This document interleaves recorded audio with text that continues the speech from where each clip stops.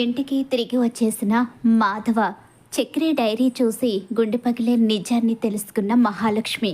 మరి మహాలక్ష్మి ఏం నిజాన్ని తెలుసుకుంది, అసలు ఏం జరిగింది, రాబోయే కథలో ఏం జరిగిపోతుందన్నది నేను ముగ్గు వేస్తూ మీకు వివరించిపోతున్నాను.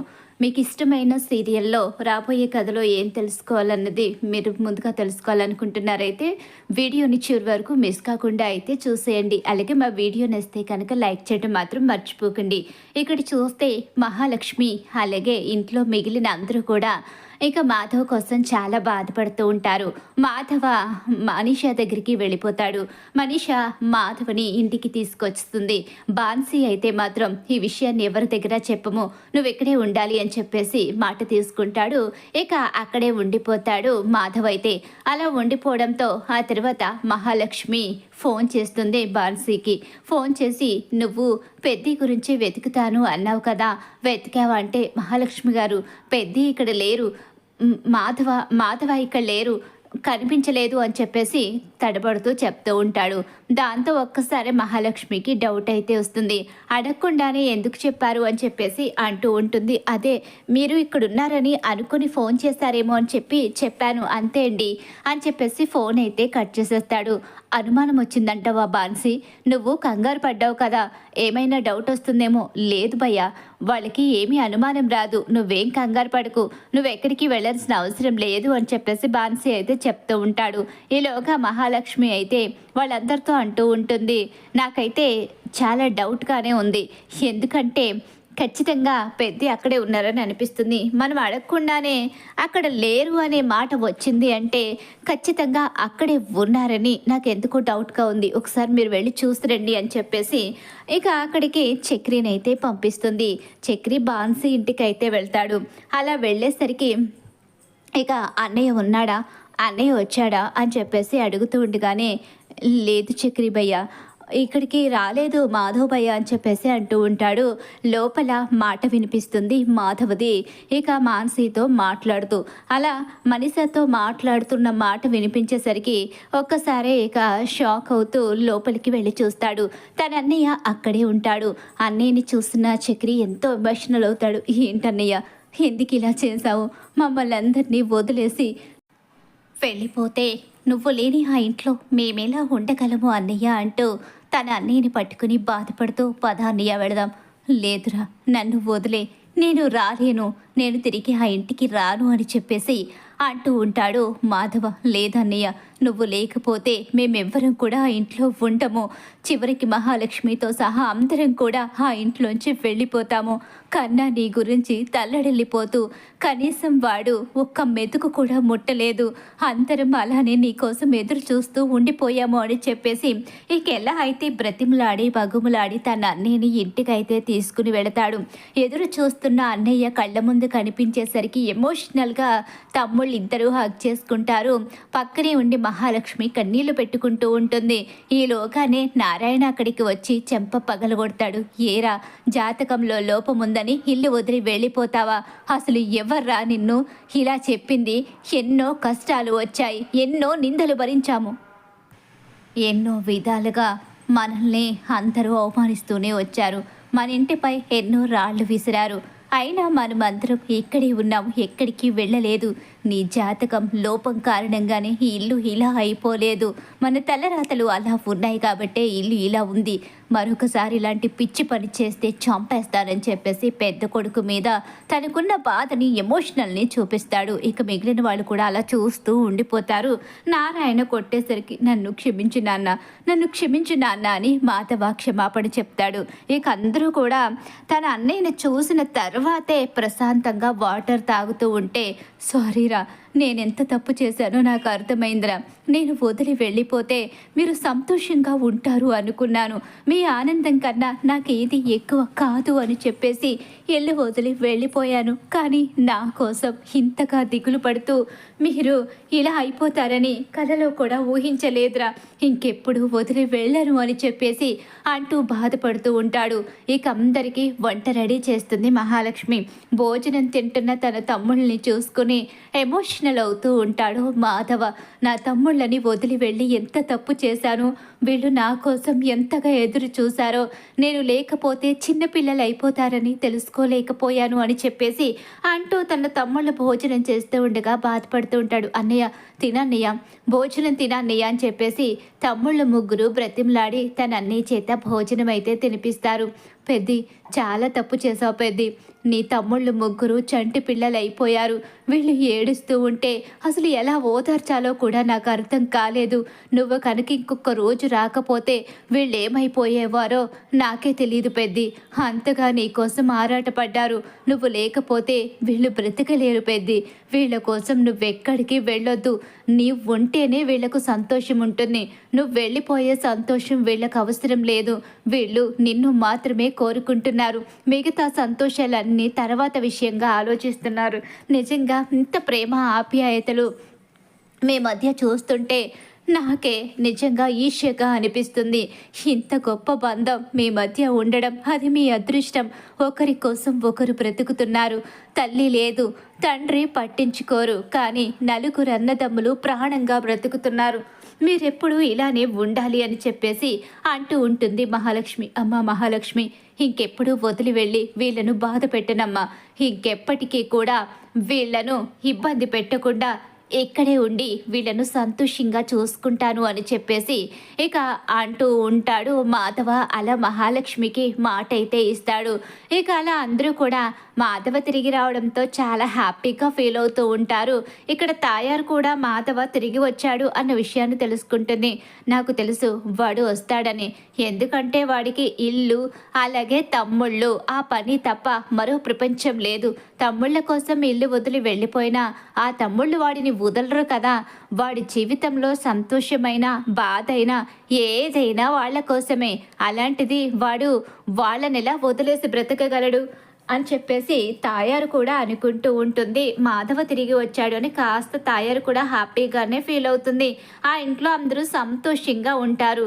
ఇక ఇలా సంతోషంగా ఆ ఇంట్లో ఆ రోజంతా గడిచిపోతుంది. ఇక ఇక్కడ చూస్తే మనీషా అయితే ఫోన్ చేస్తుంది మాధవ్కి.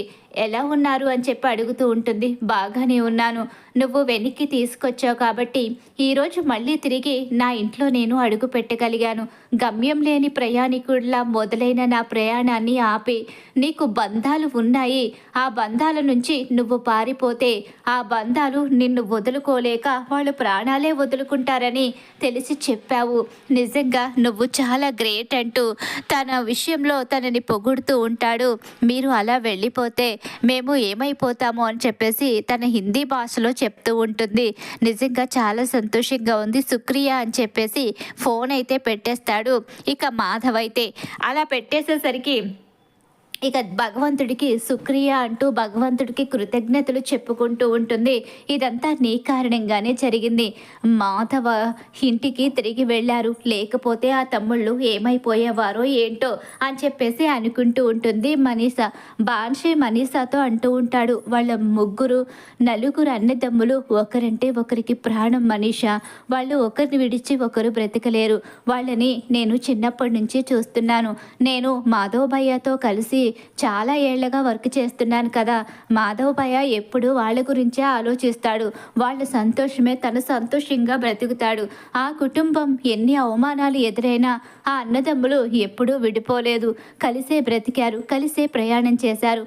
ఒకరంటే ఒకరికి ప్రాణం. అలాంటి వాళ్ళు ఎలా విడిపోతారు? ఎప్పటికీ విడిపోరు, కలిసే ఉంటారు. వాళ్ళు ఎప్పుడు అలా కలిసి ఉంటేనే మాధవ్ భయ్య సంతోషంగా ఉంటాడు అని చెప్పేసి చెప్తూ ఉంటాడు బాన్సీ మనీషాతో. అయితే అవును నిజమే, నేను కూడా అదే అనుకునే తీసుకొచ్చాను. ఎప్పటికైనా తిరిగి పంపిద్దాం, నచ్చ చెప్పని తీసుకొచ్చానని తన భాషలో చెప్తూ ఉంటుంది. అలా వాళ్ళు మాట్లాడుకుంటూ ఉంటారు. ఇక్కడ చూస్తే ఇక ఎప్పుడైతే మాధవ తిరిగి వస్తాడో దాంతో అందరూ సంతోషంగా ఫీల్ అవుతూ ఉంటారు. ఇలా తన గదిలోకి వెళ్ళి పడుకుంటుంది మహాలక్ష్మి. అలా పడుకున్న తర్వాత ఇక తెల్లవారిన తర్వాత ఏవో గదుల్లో ఏదో అవసరమై ఉండి అంతా వెతుక్కుంటూ ఉంటుంది. ఇలా మహాలక్ష్మి అన్నీ వెతుక్కుంటూ ఉన్న సమయంలోనే అనుకోకుండా మహాలక్ష్మికి ఆ ఇంట్లో ఒక పాత డైరీ అయితే కనిపిస్తుంది. అమ్మో, ఇదేంటి మళ్ళీ? ఒకసారి నేను పాత సామాన్లు తీయించినప్పుడు కన్నా వాళ్ళ అమ్మ గురించి బయటపడింది. ఇంకోసారి పెద్ది జాతకం తీయించినప్పుడు పెద్ది జాతకంలో లోపం ఉందని తెలిసింది. పెద్ది ఇల్లు వదిలి వెళ్ళిపోయారు. ఆ రోజు కన్నా ఇల్లు వదిలి వెళ్ళిపోయాడు. ఇప్పుడు కనుక నేను ఈ డైరీ ఓపెన్ చేస్తే మళ్ళీ ఎవరు ఇల్లు వదిలి వెళ్ళిపోతారో అని చెప్పి అనుకుంటూ ఆ డైరీని ఓపెన్ చేయకుండా అక్కడే పక్కన పెట్టేసి వెళ్ళిపోయి తన పని అంతా చూసుకుంటూ ఉంటుంది. ఈలోగా ఆఫీస్కి వెళుతుంది, వచ్చేస్తుంది. కానీ ఆ డైరీలో ఏముందో చూడాలన్న కుతూహలం మాత్రం మహాలక్ష్మిలో అలానే ఉండిపోతుంది. అసలు ఆ ఇంట్లో పాతది కదిలించిన ప్రతిసారి ఒక రహస్యం బయటపడుతుంది. మరి ఆ డైరీలో ఏముంది నేను మాత్రమే చూస్తాను. ఎవ్వరికీ తెలియకుండా ఆ డైరీని ఓపెన్ చేసి చూస్తాను. అందులో ఏముందో ఏదైనా తెలియని రహస్యం ఉంటే అది నాలోనే దాచుకుంటాను. కానీ ఆ డైరీ నా చేతికి దొరికిన తర్వాత నేను చూడకుండా ఉండలేను అని చెప్పి అనుకున్న మహాలక్ష్మి అయితే సాయంత్రం ఇంటికి వెళ్ళిన తర్వాత ప్రశాంతంగా తన రూమ్లో కూర్చొని ఆ డైరీని అయితే ఓపెన్ చేసి చూస్తుంది. అది Chakri diary. Chakri diary open చేసేసరికి ఇది చక్రీ రాసుకున్న డైరీయా? చక్రీకి డైరీ కూడా రాసుకునే అలవాటు ఉందా అని చెప్పేసి అనుకుంటూ ఉంటుంది. చూద్దాం అసలు ఏం రాసుకున్నారో, అసలు ఆయన అబద్ధాలకి ఇందులో ఎన్ని సాక్ష్యాలు ఉన్నాయో ఏంటో అని చెప్పేసి అనుకుంటూ ఇక ఆ డైరీ చదవడం మొదలు పెడుతుంది.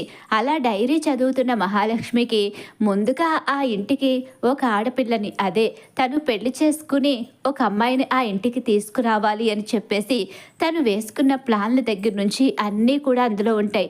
చిన్నప్పటి నుంచి తను అన్నయ్యతో గడిపిన క్షణాలు, ఆ ఇంట్లో తల్లి లేక బాధపడిన క్షణాలు, ఆ ఇంటిని అందరూ అవమానించడం, తాయారు దుమ్మెట్టిపోయడం, తన అన్నయ్య ఎప్పటికప్పుడు తలదించి తమ్ముళ్ళ కోసం సర్ది పెట్టుకుని ఉండడం, అలాగే ఎన్నో కష్టాలు, అలాగే తన అన్నయ్యతో తన తమ్ముళ్ళతో ఉన్న ఎన్నో జ్ఞాపకాలు ఇవన్నీ కూడా డైరీలో ఉంటాయి.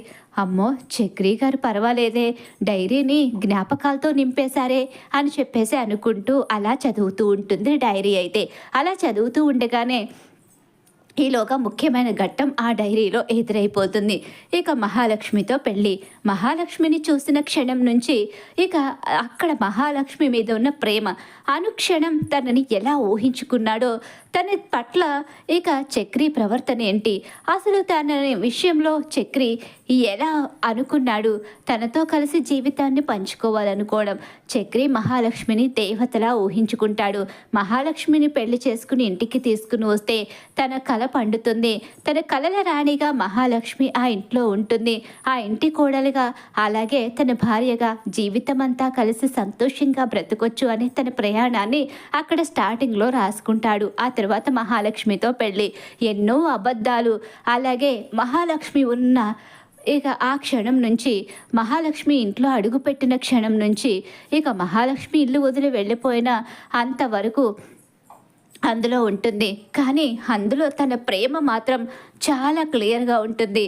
మహాలక్ష్మి గారు నా ఇంట్లో అడుగుపెట్టిన మొదటి క్షణాలు, నా జీవితంలో మరుపురాని మధుర జ్ఞాపకాలు. మహాలక్ష్మి గారు నా జీవితంలో ఎప్పటికీ ఇక నాతోనే కలిసి ఉంటారని నా నమ్మకం. ఇవన్నీ కూడా నిజమయ్యాయి. మహాలక్ష్మి గారు నా ఇంట్లో అడుగుపెట్టి నా జీవితాన్ని, నా జన్మని పావనం చేశారు. నా ఇంట్లో అడుగుపెట్టిన మహాలక్ష్మి గారు నా వాళ్ళందరినీ తన వాళ్ళగా మార్చుకున్నారు. ఇక ఎంతో సంతోషంగా నా ఇంటిని మార్చేశారు. అలాంటి మహాలక్ష్మి నన్ను ఇష్టపడడం లేదు అని తెలుసుకున్న ఆ క్షణం నా గుండెలు ముక్కలైపోయాయి. నేను ఏం చేయాలో అర్థం కాని అయోమయం పరిస్థితి. నేను నా ఇంట్లో వాళ్లను ఎంత ప్రేమించానో, నా ఇంట్లో వాళ్లను ఎంతగా ఆరాధిస్తానో, నా ఇంట్లో వాళ్ళ కోసం నేను ఏదైనా చేస్తాను, ఎంత దూరమైనా వెళ్తాను. అదేవిధంగా మహాలక్ష్మి గారిని కూడా అంతే ప్రేమించాను, అంతే ప్రాణం అనుకున్నాను. ఒక దేవతలా, ఒక ఏంజెల్లా మహాలక్ష్మి గారిని ఊహించుకున్నాను. తన లేని జీవితాన్ని ఊహించుకోలేను కూడా. నా అన్నయ్య కనిపించకప్పుడు నేను ఎలా అయితే అనుకుంటానో అదే విధంగా మహాలక్ష్మి గారు కనిపించకపోయినా నా నుంచి దూరంగా వెళ్ళిపోవాలనే ఆలోచన ఆమె నోటి నుంచి వచ్చినా సరే ఆ క్షణం నా గుండె ఆగినంత పని అవుతుంది. ఆమెకు నా గుండె చప్పుడు వినిపించకపోవచ్చు, కానీ నా గుండె కొట్టుకునే చప్పుడు నాకు వినిపిస్తుంది. నేను ఆమె కోసం ప్రాణమైనా ఇస్తాను. నాకంటే ఇక ఆవిడ్నే నేను ఎక్కువగా ప్రేమిస్తున్నాను. నా వాళ్లతో సమానంగా నేను మహాలక్ష్మిని ప్రేమిస్తున్నాను. మహాలక్ష్మి లేని జీవితాన్ని ఊహించుకోలేను. మహాలక్ష్మి తోడు నాకు కావాలి. ఈ ఇంటి నుంచి మహాలక్ష్మి వెళ్ళిపోతే నా ప్రాణం ఆ క్షణంలోనే పోయినట్టే లెక్కని, మహాలక్ష్మి మీద ఉన్న అమితమైన ప్రేమని, మహాలక్ష్మి అంటే ఉన్న గౌరవాన్ని, ఆ ఇంట్లో ఉండాలనే కోరికని, దీనంతటిని కూడా ఆ డైరీలో రాసుకుంటాడు. తను చేసిన తప్పులు ఒప్పులు, దేనికోసం చేశాడో అబద్ధాలు మోసాలు అన్నీ కూడా అందులో ఉంటాయి.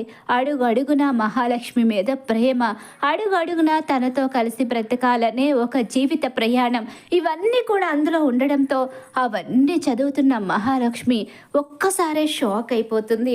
ఎందుకంటే తన మీద ఇష్టం ఉంది అన్న విషయం మహాలక్ష్మికి తెలుసు, కానీ అంత ప్రేమ చక్రి మనసులో ఉందని తన మొహంలో ఏ రోజు ఎక్స్ప్లెయిన్లో కనిపించదు. ఎందుకంటే చక్రి మొహంలో ఇక హావభావాలు కనిపించడం తక్కువ. ఏదొచ్చినా సరే మొహంలో కాస్త సీరియస్ సిల్లీనెస్ తప్ప ఇక మిగతాది పెద్దగా ఫేస్లో తను చూపించలేడు. దాని కారణంగా మహాలక్ష్మికి తను చెప్పింది కూడా అబద్ధమే అనిపిస్తుంది. ఒకవేళ ప్రేమ ఉన్నా ఆ ప్రేమ వెనుక కూడా స్వార్థం ఉందన్న ఆలోచనే ఉంటుంది తప్ప ఇక ఇంత ప్రేమని పెంచుకొని ఇంత గుడ్డిగా తనని ప్రేమిస్తున్నాడు అన్న విషయం మహాలక్ష్మికి ఆ డైరీ చూసిన తర్వాతే అర్థమవుతుంది. ఆ డైరీలో తన మనసంతా నింపేసిన మహాలక్ష్మిని మహాలక్ష్మి మహాలక్ష్మి మహాలక్ష్మి ఇలా ఇక జపం చేసిన విధంగా తను రాసుకునే విధానం ఇదంతా కూడా మహాలక్ష్మి గుండెల్ని కదిలిస్తుంది. తన మనసులో ఎక్కడో దాగి ఉన్న ప్రేమను బయటికి తీస్తుంది. మనసులో ప్రేమ అనేది లేకుండా కేవలం ఆ కుటుంబం మీద అభిమానాన్ని మాత్రమే పెంచుకొని ఆ కుటుంబంతో కలిసి బ్రతుకుతున్న మహాలక్ష్మి ప్రయాణానికి గమ్యం ఏంటి, తన ప్రయాణం ఎటువైపు, ఆ ఇంట్లో తన బంధం ఏంటి, దీనన్నిటికీ అర్థం ఆ ఒక్క డైరీలో దొరికేస్తుంది మహాలక్ష్మికి. ఇంతకాలం తను కేవలం ఒక అతిథిని మాత్రమే అని చెప్పి అనుకుంటూ ఆ ఇంట్లో తిరుగుతున్న మహాలక్ష్మికి ఇక అతిథి కాదు, ఆ ఇంట్లోకి వచ్చిన ఆ ఇంటి దేవత, ఆ ఇంటి మహాలక్ష్మి, చక్రి భార్య, చక్రి ప్రాణం. ఇది బ్రహ్మ వేసిన ముడి. తాళికి ఎంతో విలువైన బంధం ఉంది. ఆ తాళి కట్టించుకుని అడుగుపెట్టిన నేను తాళిని ఎగితాళి చేసి ఆయన మనసుని ముక్కలు చేసి వెళ్ళిపోవాలి అనుకుని తప్పు చేశాను అనే ఫీలింగ్, ఇవన్నీ కూడా ఆ క్షణంలో మహాలక్ష్మికి కలుగుతాయి. మహాలక్ష్మి మనసు లోతుల్లో ఉన్న చక్రి అప్పుడు బయటకు వస్తాడు. చక్రి తన కోసం ఎంత చేశాడో ఆలోచించుకుంటుంది. తన కోసం చక్రి తిన్న దెబ్బలు, అలాగే చక్రి తన కోసం ఏదైనా చేయడం, తన హక్కుల్ని, తన అధికారాల్ని, తన కోరికల్ని కాదనకుండా తన వెనకే ప్రయాణించడం. ఒక భర్తగా తను ప్రతి చోట సక్సెస్ అయ్యాడు. ఒక భర్తగా తన జీవితం కోసం ఆలోచించాడు. కానీ తాళి కట్టించుకుని తాళిని ఎగతాళి చేసిన మహాలక్ష్మి మాత్రం తాళిని తాడుగా భావించి ఇక చక్రిని పక్కన పెట్టింది. కానీ చక్రి మనసు నిండా నింపుకున్న తనని తాను చూసుకునేసరికి అప్పుడు అర్థమవుతుంది తన మనసులో కూడా చక్రి ఉండడం, ఆ బంధానికి కారణమే తను ఇక్కడ ఉండడానికి కారణమే ఆ బంధం అని తెలుసుకున్న మహాలక్ష్మి ఎమోషనల్గా వెళ్ళి చక్రిని హగ్ చేసుకుంటుంది.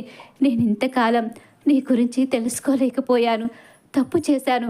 మీ మనసులో ఇంతగా నా మీద ప్రేమని నింపుకున్నారని అర్థం చేసుకోలేక మీ మనసుని గాయపరుస్తూ నా మనసుని నేను బాధ పెట్టుకుంటూ అడుగడుగున మిమ్మల్ని ఇబ్బంది పెడుతూనే వచ్చాను. మీ అందరూ నన్ను ఎంతగా కోరుకుంటున్నారో, మీ అందరి మనసులో నా మీద ఎంత అభిమానం ఉందో, నేను ఇంట్లో ఉండాలని మీరందరూ ఎంతగా అనుకుంటున్నారో, ఇక అంతకు మించిన ప్రేమ ఈయన మనసు నిండా నింపుకున్నారన్న విషయాన్ని తెలుసుకున్నాను. నేను గడప దాటి అడుగు బయట పెట్టకూడదని, ఇక నుంచి ఆయన నన్నెంతగా ప్రేమిస్తున్నారో నేను కూడా ఆయన్ని అంతగానే ప్రేమిస్తూ ప్రాణంగా బ్రతకాలని కోరుకుంటున్నాను. ఇక నుంచి ఆయనే నా ప్రాణం, ఆయనే నా ప్రపంచం. ఇక నుంచి ఆయనతో కలిసే నా ప్రయాణం పెద్ది. మీకు కూడా మాటిస్తున్నాను, ఇంకెప్పటికీ ఈ మహాలక్ష్మి ఇల్లు వదిలి వెళ్ళదు. ఈ ఇంటి చిన్న కోడలుగా, చక్రి భార్యగా మీతోనే కలిసి ఉండిపోతుంది అని చెప్పి మాటిస్తుంది మహాలక్ష్మి. అలా మహాలక్ష్మి మాట ఇవ్వడంతో ఇక చక్రి హ్యాపీ, ఆ కుటుంబం హ్యాపీ. అందరూ కూడా చాలా సంతోషంగా ఫీల్ అవుతూ ఉంటారు. ఇక తన కల నెరవేరింది, తన భార్య తనతోనే ఉండబోతుంది అనే విషయం తెలుసుకున్న చక్రి చాలా సంతోషపడతాడు. అలా మహాలక్ష్మికి పాత డైరీ దొరకడం, చక్రి మనసు తెలుసుకోవడం, చక్రి మనసులో ప్రేమ తెలుసుకుని వాళ్ళతో కలిసి ఉండిపోవాలని నిర్ణయం. ఇక ఇలా చక్రి మహాలక్ష్మి కలవబోతున్నారు. మరి ఇలానే జరగాలని మీరు కోరుకుంటున్నారు కదా. మీకు ఇష్టమైన సీరియల్లో మీకు ఇష్టమైన మహాలక్ష్మి చక్రి కలవాలని కోరుకునే వాళ్ళు తప్పకుండా మా వీడియోని లైక్ చేయండి. అలాగే మా వీడియో కనుక మీకు నచ్చినట్లయితే పక్కనే ఉన్న హైప్ బటన్ మీద క్లిక్ చేయండి.